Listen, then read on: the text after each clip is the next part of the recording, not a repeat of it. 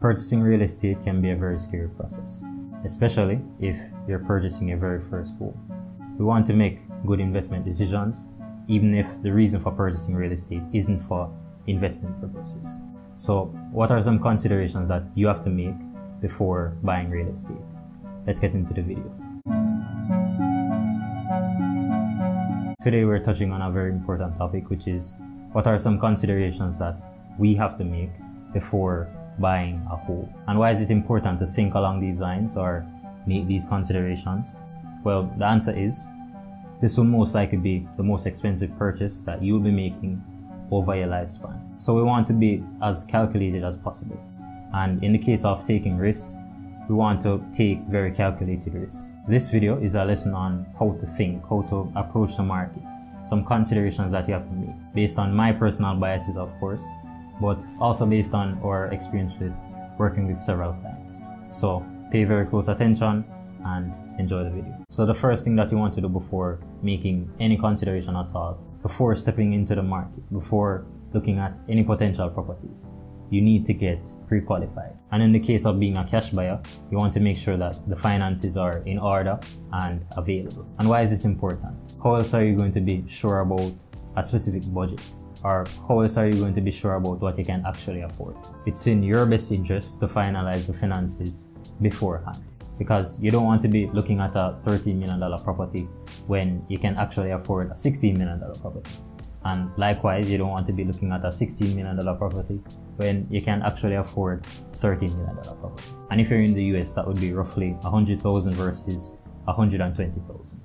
But getting pre-qualified, getting the finances in order is the first step and the most important step. The second consideration that you have to make, and this is also very important, you have to make the decision for yourself and based on your own intuition. And of course, you can consider outside factors and outside advice and outside influence, but ultimately the decision should be yours. And the reason for that is you're going to be the one who basically has to live with making that decision. It's a tough decision because, as I said before, it's a big investment. So you want to take all the responsibility and take on all the burden of ending up loving the property for years to come, or hopefully not loving the property in the future. You want the decision to be solely yours, and it should be yours. So don't listen to me. Watch the video, but don't listen to me. Don't make the decision based on the real estate agent. Don't make the decision based on a friend or a family member. You want to make sure the final decision is yours because you will be living with that decision. The third consideration that you want to make, and this is more of a way of thinking or approaching the real estate market, you want to be looking for good opportunities as opposed to looking for the perfect house. What do I mean by that? A lot of people step into the real estate market looking for the perfect house, and more oftentimes than not, the perfect house doesn't even exist. So this consideration is a simple mindset shift. Start looking for opportunities and stop looking for perfection. And I'm not saying, well, finding the perfect home isn't possible, but chances are you're going to find aspects of the home that you might not find as appealing as some other aspects of the home. And so if the opportunity is right and if the price is reasonable, don't be deterred by the fact that you might have to spend a little bit extra in terms of doing some minor changes in the long run. Also, if you're finding it challenging in terms of finding a home, you could always purchase land and build your way up, including all the specifics that you might want.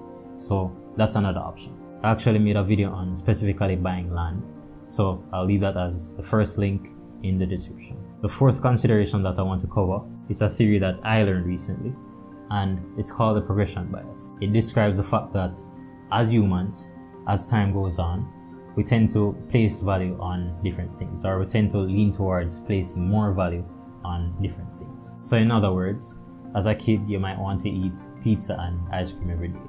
But as you begin to get older, you begin to place more value on more whole foods and you start to lean in that direction. And so this consideration is especially important for the younger generation. You don't want to be making any investment decision without heavily considering your future self, especially in real estate. So I would like to encourage everybody to think a couple steps ahead. And of course, it's relatively impossible to predict the future, but let's try to get the prediction and planning at least 70% right. So an example of that might be, let's say you're planning to have a maximum of 2 kids. A wise way to plan for that would be saying, well, in that case, we're going to need a 3-bedroom house or a 2-bedroom house with the ability or enough space to make additions. If you enjoyed the video, remember to like and subscribe, and see you in the next one.